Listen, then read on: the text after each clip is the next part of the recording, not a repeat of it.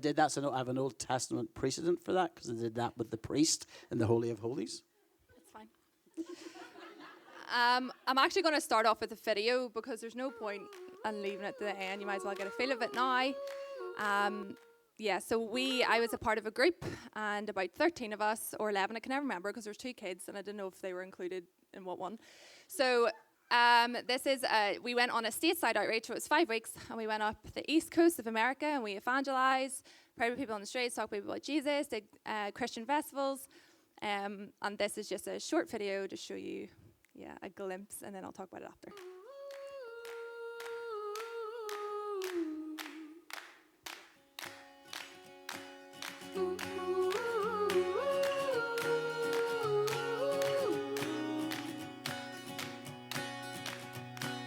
Tainted picture of us now, forever forgive. 'Cause little Missy Misery set foot in the ocean, but never the sea. I'll bury her into the ground, next to the old lemon tree.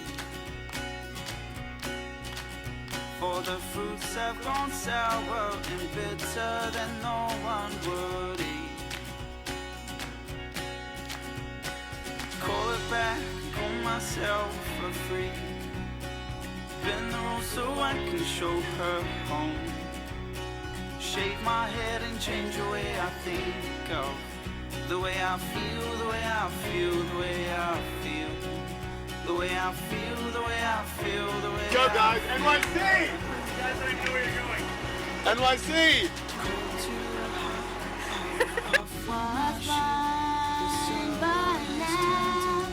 I see. Yeah! I can sing in front of people, and I don't normally do.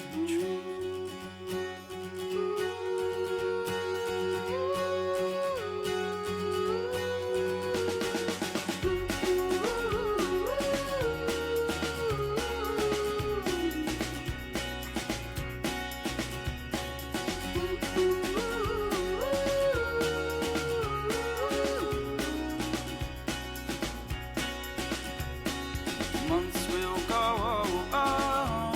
like sand to stone. Maybe I'll grow maybe I won't. Call it back and call myself for free.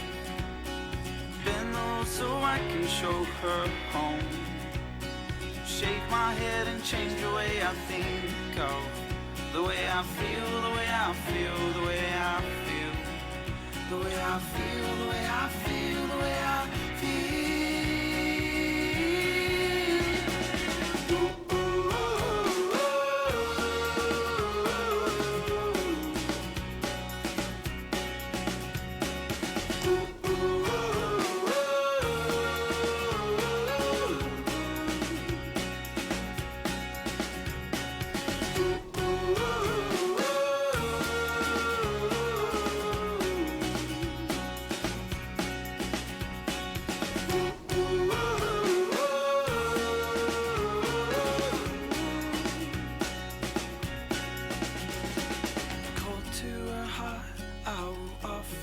Shield, this hour has turned into sweet.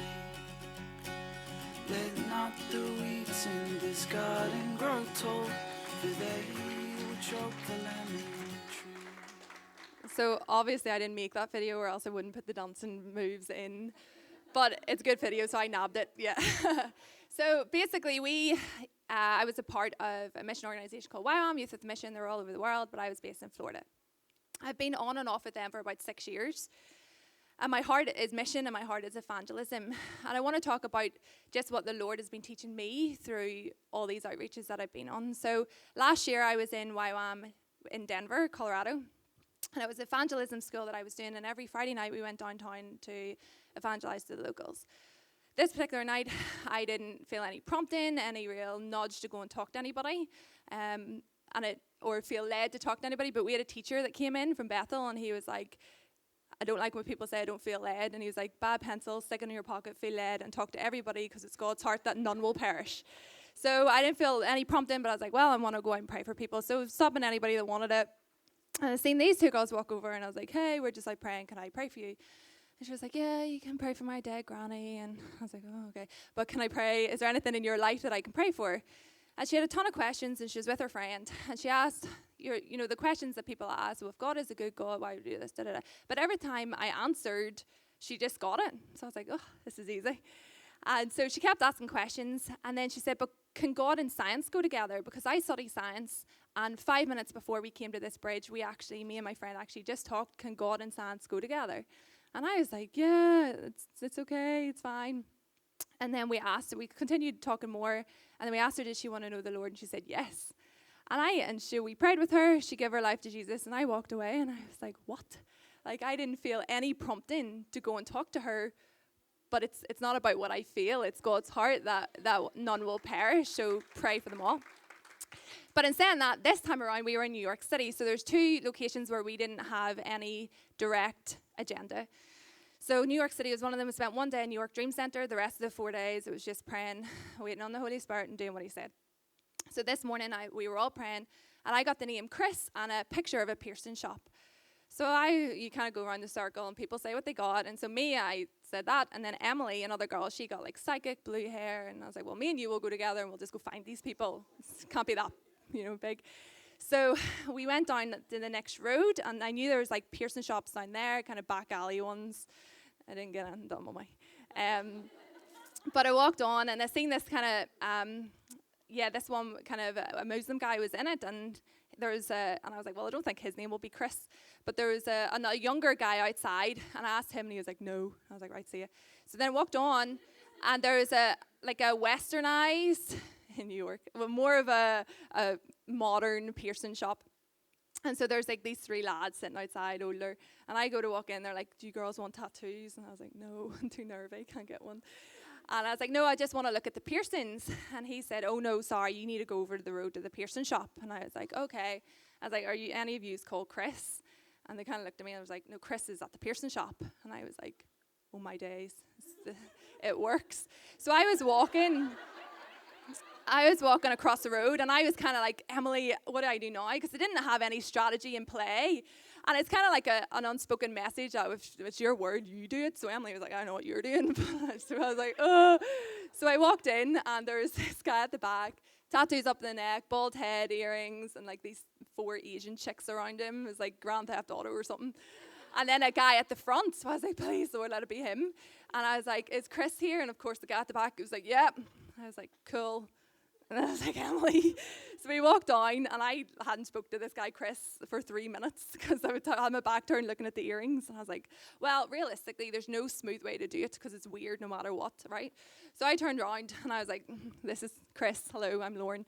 This is really weird, and I'm well aware. But before me and Emily came out, we were praying, and I got Chris and Pearson's shop, and here you are. So what can I pray for? And he was like, okay. And he was like, well, I have a bit of God in me, of Christianity, Buddhism, all this. And I was like, well, perfect. Can I pray? And he was he was like, yeah, sure. Pray for my family. Prayed with him, talked to him for a bit. And then we left. And then we went and found the other things that Emily got. So I'm sitting, reflected back. I'm like, well, there's a guy where I got a specific word prompting go, but I didn't see any fruit. But that was fine. I didn't care. I was obedient and went. But then there's this girl where I had no inkling, no nudge, and she gives her life to the Lord. And the more I journey with the Lord, the more I see his diversity. And he's so intent with the individual and how he wants to meet that individual. And so then we came back from outreach. But prior to that, before we went, the Orlando shooting happened at the gay nightclub. And so we were half an hour from there. So we went down to pray for people at the memorial around this lake, and I seen this guy sitting, and so I went over, and he kind of looked a bit reflective, and I went over and I was like, hey, did you know anybody that was affected by the shooting? And he said, well, my husband did, but I personally didn't. And I was like, well, can I pray for, he had an argument with his husband, so he'd been sitting there most of the night, he'd been drinking, and I was like, well, can I pray for you and your husband and the people around you, and if you ever got affected? And he was like, yeah, okay, I don't believe in God, but okay. So I was just praying. he goes, right, that's it. And I was like, oh, flip me, he hates this. And he goes, you're coming to my house for dinner. I was like, amazing, I love that. And so, but it was kind of annoying because a couple of days later we were going on this East Coast outreach for 5 weeks. And I'm like, well, this is never going to happen. He's kind of drunk. He's not going to remember my name. But we exchanged numbers anyway. And he did. He contacted us a couple of times. So me and 2 friends, we went when we came back. We went to his house and his husband answered. And Jay wasn't there yet. And his husband was kind of like, who is my husband brought home? We're like, oh, hi.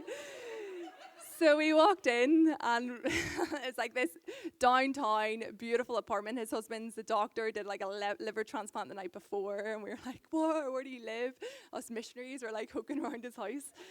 And then Jay came back with his friend Ernie, and Jay was like, he was drunk again, and he was like, these are my girls from Switzerland. We were like, close, 2 are from America and one's Northern Irish, so... and so Ernie, we started talking, and Ernie was like, how do you all know each other? And I was like, oh, this could either be really great or really bad. So I said, oh, YWAM, Youth of the Mission. He goes, I know YWAM. I was a part of a Christian ministry, Campus Crusade in America for 10 years. So I was like, amazing, let's talk about this. So he said he was gay, but he said he was married, and he had 5 children, and then they divorced. And we started talking more, and he said that, because my agenda wasn't to go and evangelize. My agenda was eat food and talk, and just love these people that we met. But Jay was all like, these are my gals. My gals prayed for me. And we were like, well, he's evangelizing for us. So we just sat down. And then me and Ernie started talking about prayer. And he was saying, my heart, I have more of an intimate prayer life with God now than I did when I was in the Christian organization, because it was religion to me. And I sat there thinking, this guy knows Jesus. This guy has a relationship with Jesus. And the more I thought, I was like, he's a broken guy, He has wounds. His heart knows the Lord. And surely God cares more about the heart and the wounds, and then he can deal with the rest. But so we sat and we chatted, and he talked about how God was his provider, and we just laughed the whole night. And then Chris, the husband, he eventually warmed up to us, and then more people came, and I was sitting there like, what have I stepped into? Like, the people that came were super eccentric and like really glamorous. I felt intimidated. And, it was something that I could never have orchestrated. I didn't have the network, the connections to make that happen. And we sat, and I'm reflecting again on, there's friendship evangelism. There was, this year in New York was direct, what the Lord says goes. And before was just, I didn't have any prompting. And the Lord is so diverse with the individual and how he wants to meet the individual. And it's just us, we need to be open to that and not having this exact way of, well, God does it this way, he has to do it with every way. And so I came away loving everybody that I met. I love evangelism in America. My heart is there, and I love meeting people and how broken they are. If they know the Lord, amazing. If they don't, let's talk. And so I want to thank everybody that, supported me, prayed financially, anybody that was involved, because I couldn't have went and met those people without all your support. So thank you, and I'll probably be back sometime. Awesome. Isn't that incredible? We live in a world that's very different than the world that Mary and I became Christians in 47 years ago. And we need to realize that. We need to get rid of our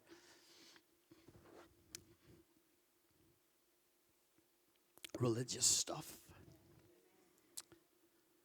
We believe truth. We know what the Bible says. We know truth. We know that many things in the Bible are black and white, but people's lives are grey.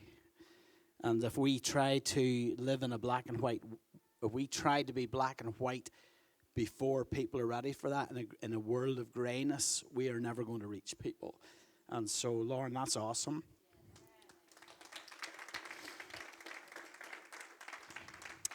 And I'm sure, please take time when you see Lauren, hear some of her stories. We'll maybe try and put something together even that can document some of this stuff. I think that would be really, really, really good. There'll be more. I think we'll hear more from this girl over the next while. So that's fantastic. Kids Zone, if you're going out to Kids Zone, feel free to go. Time is moving on. We'll do a slightly shorter sermon this morning. That's fine. Teenagers are not out today, so if you're going out to Kids Zone, have a good time, and we will see you shortly. We started last week speaking about the law of sequence, and this is something that's been developed in my heart, so I'm going to sort of maybe take it over 3 weeks, and so that means we're not panicking, we're not rushing to get it all done today. So last week we talked about this law of sequence, and I was thinking about it this morning.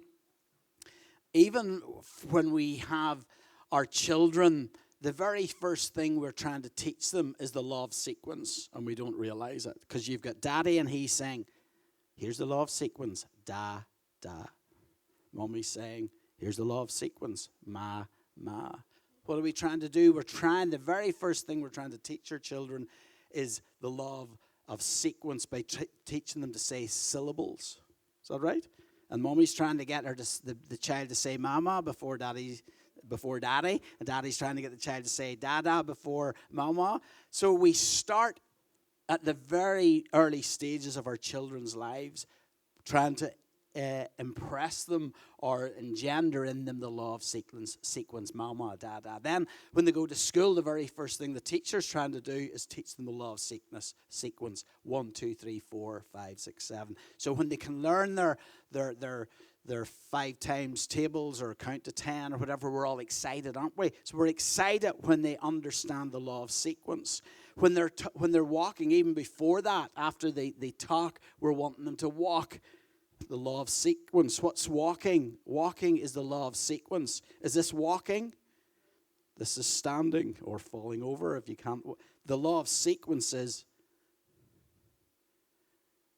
to start off, law of sequence, mama, dada, law of sequence. My child walked at 10 months. My Sebastian walked at 10 months. My Barnaby walked at 9 months. My Christopher walked at 8 months. You ever meet those people? They're bumming and blowing about the law of sequence in their child. Isn't that right? See, we don't actually realize that this is a law that we use every moment of the day, right from beginning to end. We looked at last week. Just flip on to the next one, Gail.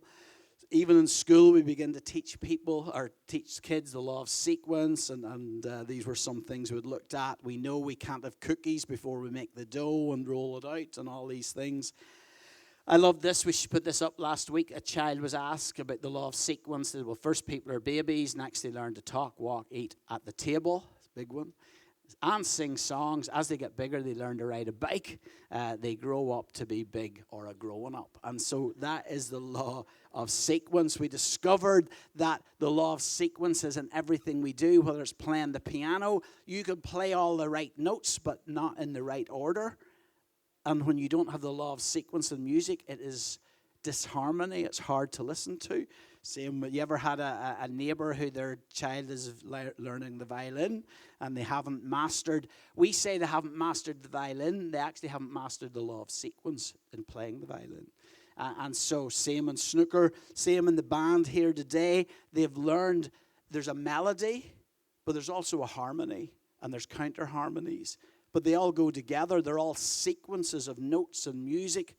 Andy will correct me if that's wrong. But so because one person sings the melody and someone sings the harmony, that doesn't make it disjointed. That makes it even sweeter because the two sets of sequences are flowing together.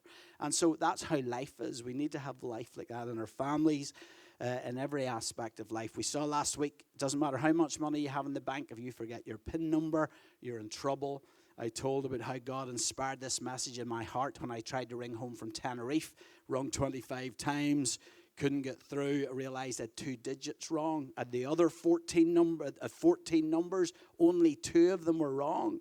But the law of sequence caused me not to be able to get through. And so we said this last week as we finished off. A sequence is a set of related events, movements, or items that follow each other in a particular order. God initiated the law of sequence. We looked at this last week. The earth was without form and void. Before God put his man in the garden, before God created Adam and Eve, he created an environment through sequence, the law of sequence, to put them in. Imagine if God had created Adam and Eve when the earth was without form and void. well, we would not be here today. We would be dead and gone. So there was a law of sequence right from Genesis 1. Jesus talked about this farmer. He said about the law of sequence, seed, planted seed, growth.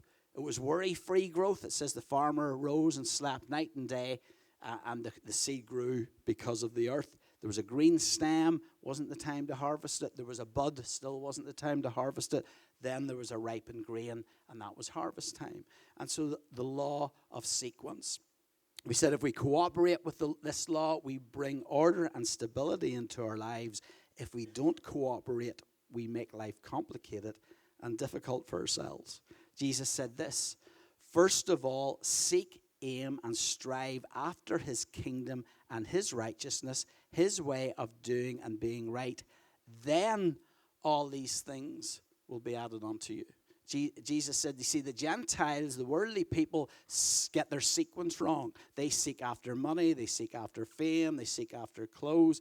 I'm telling you, there's a sequence that will work. Seek after me and my kingdom, then all these things will be added unto you.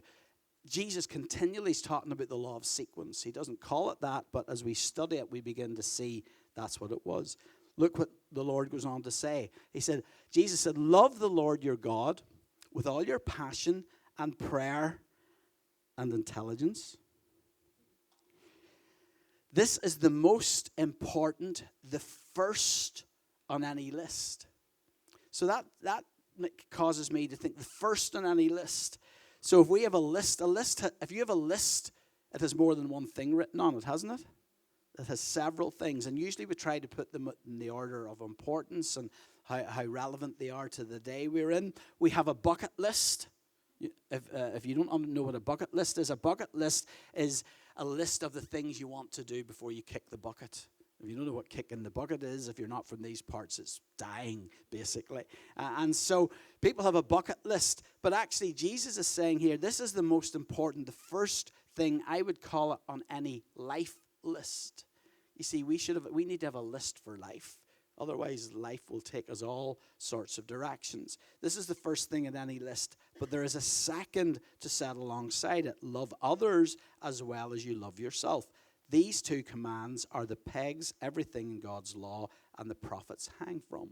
So we have to love God first. We have to love the Lord our God with all our heart, soul, mind, as this version puts it, passion, prayer, and intelligence. Because as we do that, God does something in us that we can then love our neighbor.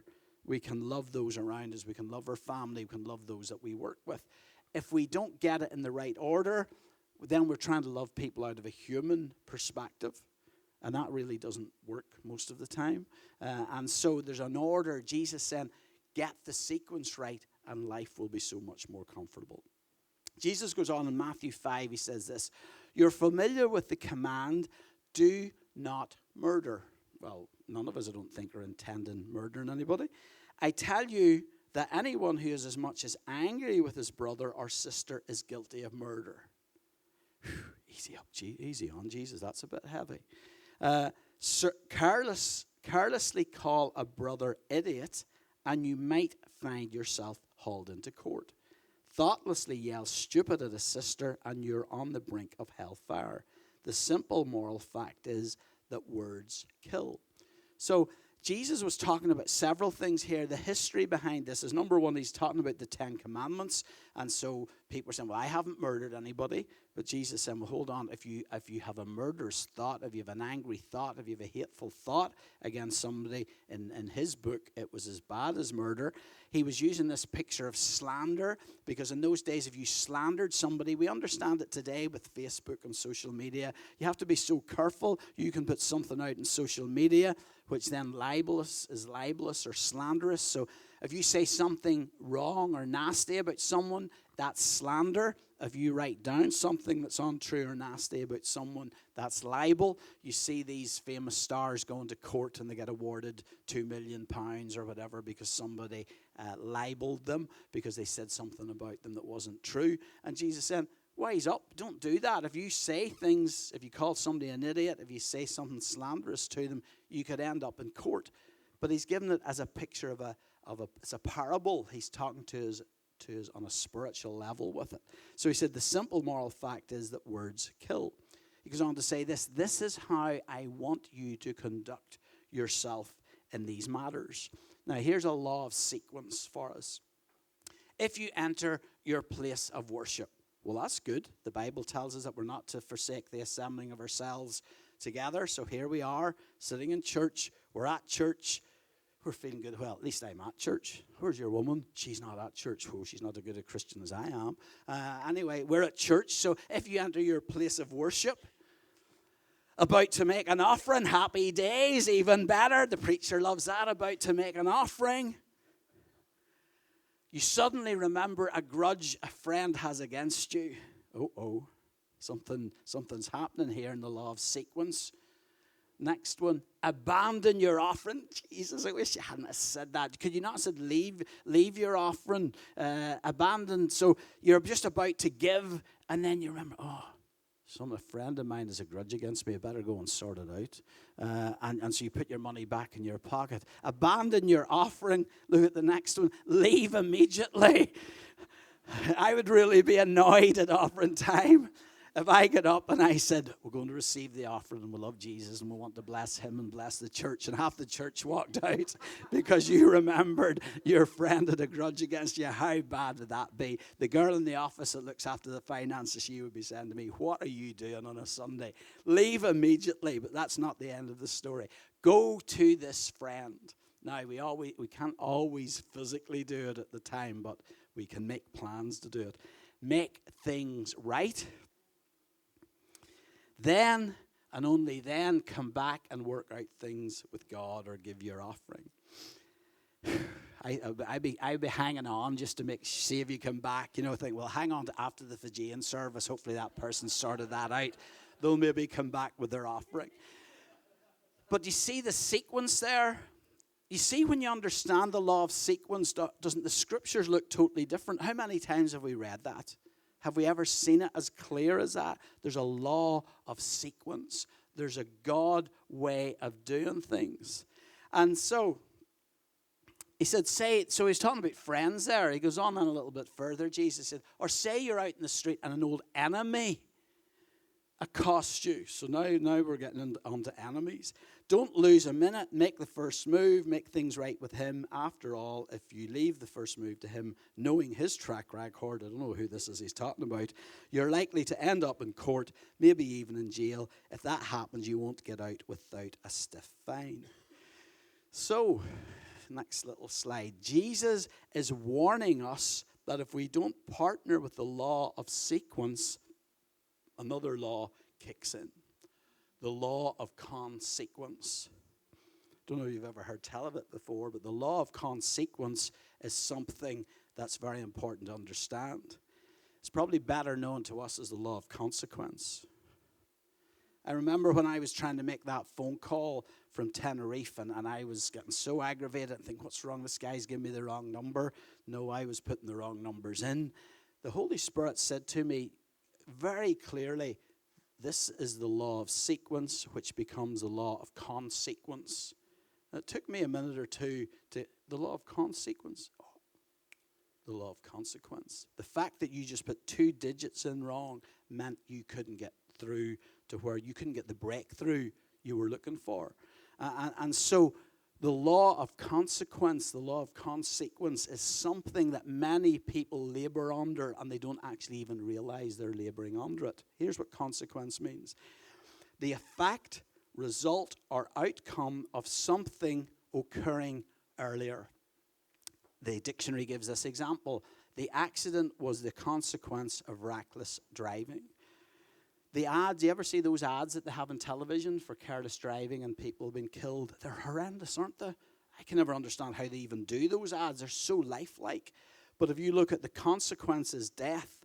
But when you look before, the cause is because people were careless, not paying attention, texting on the phone, doing whatever they were doing. There was a consequence to not following the sequence of mirror, signal, maneuver, of not going over the speed limit, of not keeping your eyes on the road, of not texting when you should be driving.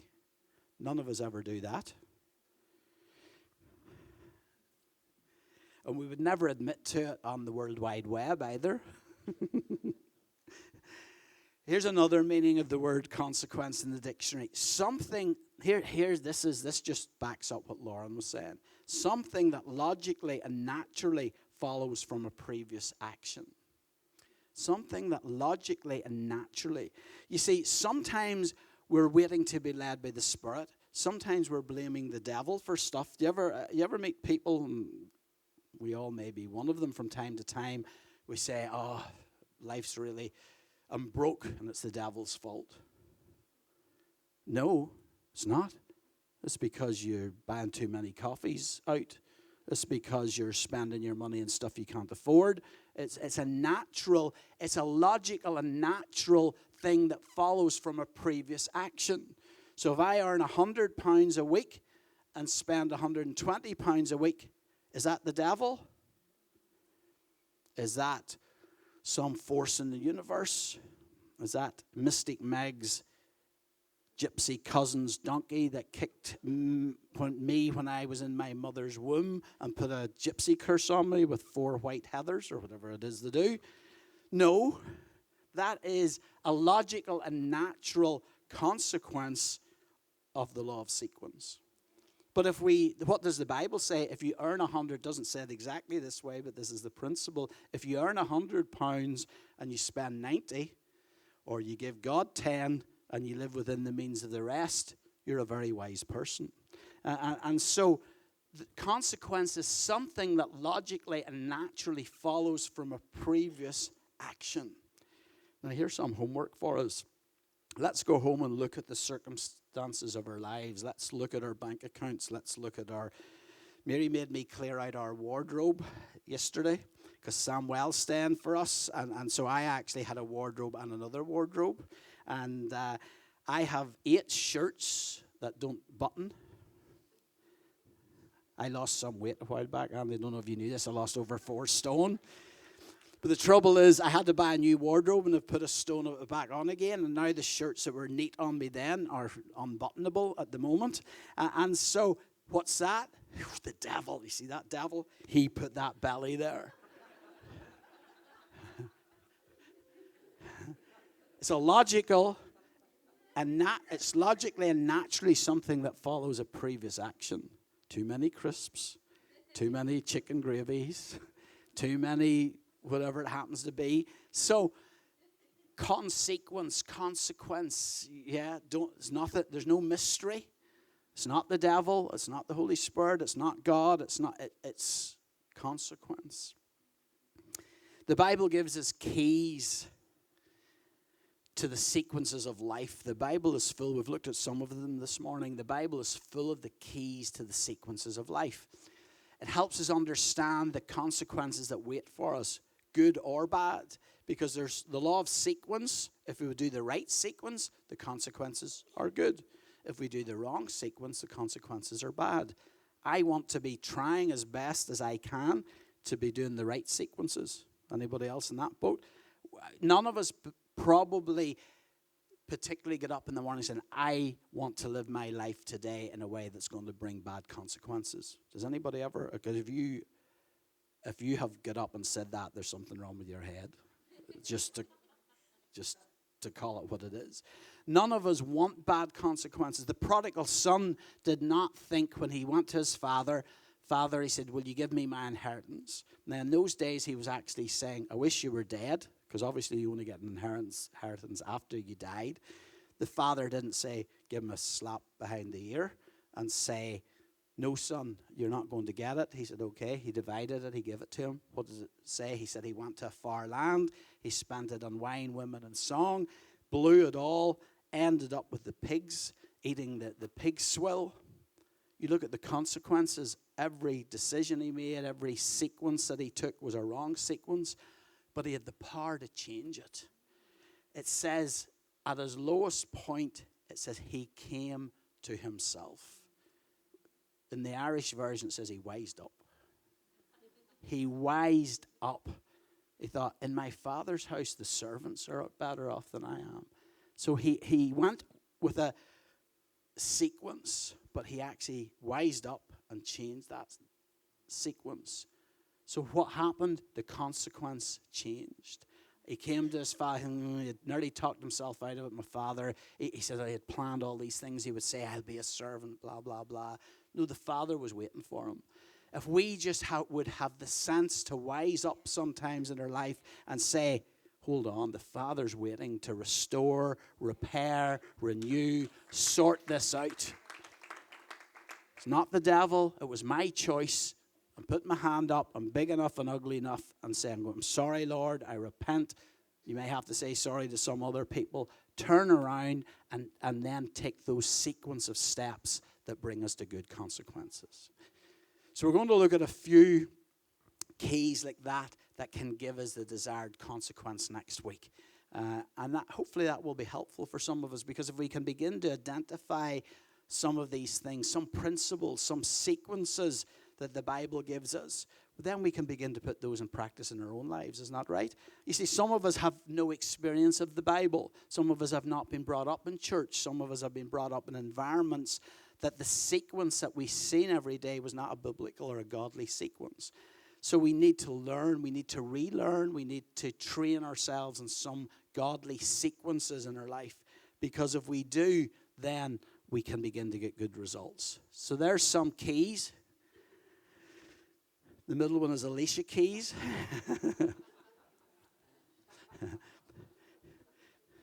The other one is some of these sort of keys.